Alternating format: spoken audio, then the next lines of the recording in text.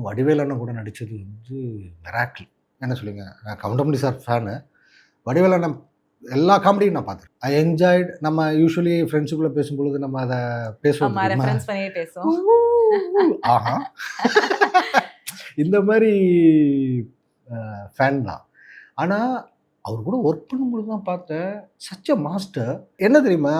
அவங்களுக்கு இதே வந்து பாலிவுட்லயோ, இல்ல ஹாலிவுட்லயோ இருந்தா வேர்ல்டு ஃபேமஸ் தான். வடிவேலு அண்ணனுக்கு மைண்ட் வாய்ஸ் குடுக்குறாங்க.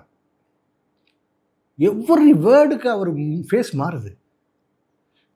That is unbelievable. முடியவே முடியாது.